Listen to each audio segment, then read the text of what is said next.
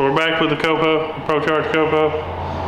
Still has the F1X on it right now. We're upgrading fuel pumps because this one ain't enough.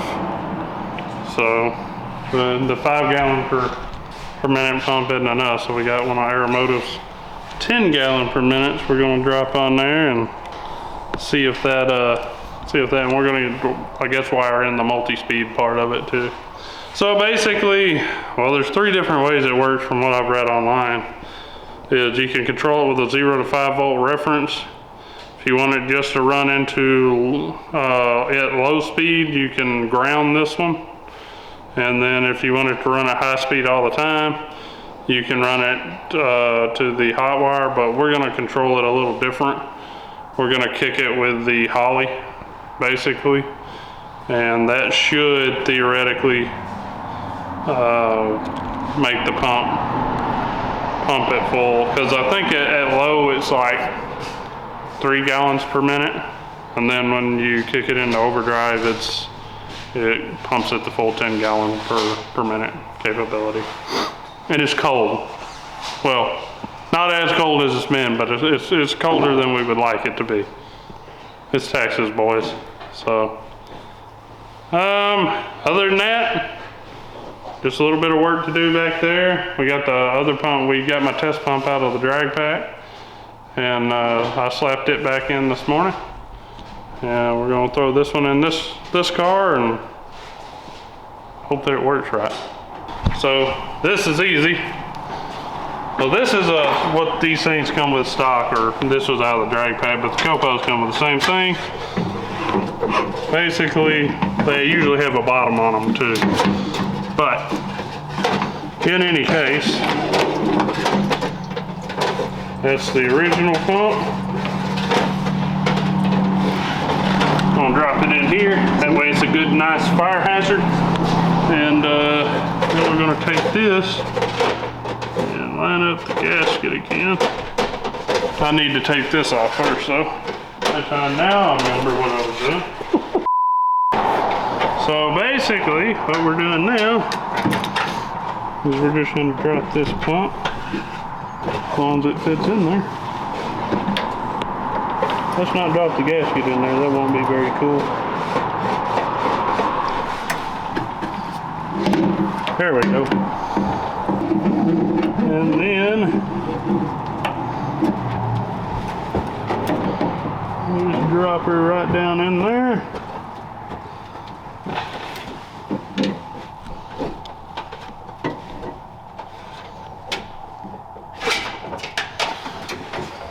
You know, Steve told me that we needed to upgrade the wiring on it, so that's what Dad's doing now.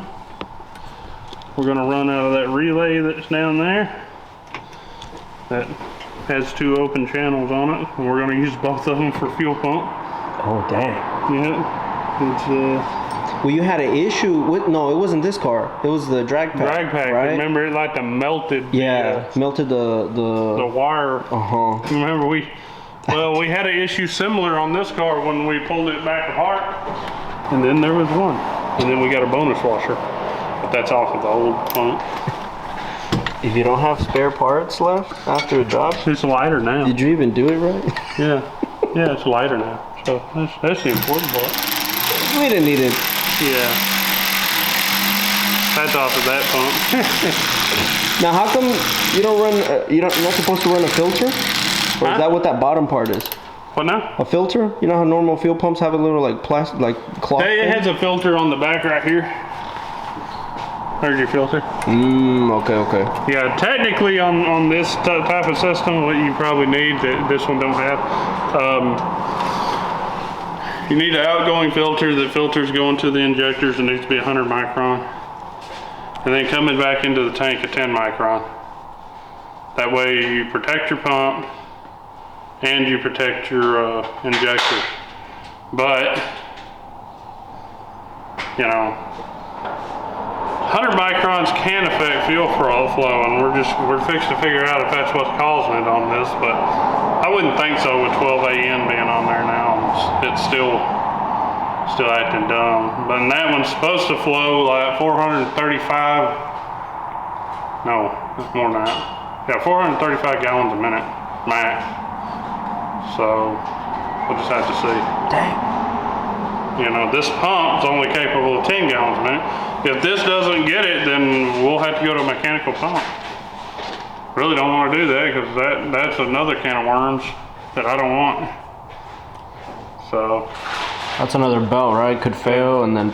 Another belt, and it's also another, what else is it? It's another tensioner, it's a lot more stuff.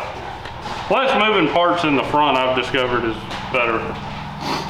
So, we got it scheduled to go into paint for the hood soon, where it chipped the hood during whatever happened, the belt breakage or whatever happened. And then after that, we'll get her straightened out. But for now, testing. We got an alternator on it now that works and it's plugged in. So that's cool.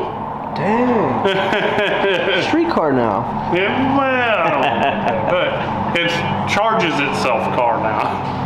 Really, for me, it's to keep the same power going to the coils all the way down the track. You know, because otherwise, and the injectors, of course. Because the less voltage you have, it affects the coils, it can affect the injectors, all that good stuff. So now all we have to do is put the 12 AM to 10 AM adapter on here, and we should be done. So we're working on running the wire for the fuel pump that's going to trigger the fuel pump from the dash to the pump, or really to the relay that's going to control the pump. And then that's the new wire you guys were building, right? Yeah, that's the one we were working on when you got here this morning. And then once we do that,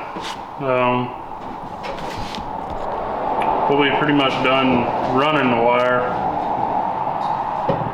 Then all we have to do is put 2 big wires. We're probably going to run dual 10 gauges to the pump. What I'm feeling. Yeah, that sounds good. Now, since this is just like a drop-in sort of fuel pump, do you still have to like rescale and tune everything again? Not really. Well, we'll have to make sure our fuel pressure is still the same because it is a higher pressure pump. But for the most part, basically what that'll consist of is at idle, I'll kick the pump down until it starts to lose fuel pressure while it's idling. And then that'll be our base area. And then I'll kick it up to 10 gallons a minute and make sure that the fuel regulator is able to keep up with it. Which I think it will be. So on the Mustang, what we ended up finding out is the brake switch that turns on the brake lights is sticking, coming on, failing, something stupid's going on with it. And when that brake light comes on, it kicks the Mustangs, I guess they go into a power reduced mode. So we would leave the line, it'd be leaving fine, and then the brake lights would like flash. I reviewed the videos the other day and I noticed it myself. And the brake lights would like flash and then that would piss the whole car off. So basically that's what we're dealing with on the Mustang. So that's an easy fix though, it's like a $30 part or something like that. So we'll be back in that one, but hopefully this one first. And we get the fueling issues figured out, get the F2 on it. I want to try to run a number in this where it gets hot this year. So, and then everybody else is prepping for Texas 2K. We're not going, just so everybody knows. We won't be there. Tell them to quit making us sign up during deer season. Maybe we can get this car ironed out before season, and then maybe in March sometime I'll get the Mustang ironed out. And we'll be in good shape. Yeah, we're excited to see this one back. We were just talking, we haven't seen this car out in a minute. Yeah, I'm kicking around getting rid of this car. What? Yeah, I just don't use it, man. I mean, it's a badass car, sounds badass and everything else, but compared to these other cars, it's slow. You know? That one, has it reached its limit, like to where it's at right now, you would say? Yeah, with that supercharger, definitely. Now I could put another supercharger or one of these on it and it would be on a new level. But I don't know that I want to do that. If I get rid of my red Charger, then I would consider keeping this one and putting a built motor in it. A better built motor. It's got a built motor in it, but a motor built for more boost than this one. See, this one's max boost really is designed for about 16 or 17 PSI. And like this car is built for 40. So, you know, or more. If you went turbo, you could probably get 50 out of it. Thanks guys for checking out the COPO. We're in progress. We're still putting the fuel pump on there. We'll have it done probably today sometime. And then we'll get it started up and we'll be ready for the next test session at the Ennis. TJ better be ready. I'll try not to bring any rocks this time. Oh yeah, like and subscribe, all that good stuff. If you guys aren't already, y'all need to be subscribed down here. I see y'all out there with only 10% of y'all subscribed. We're gonna change that. Yeah, we're gonna change that this year.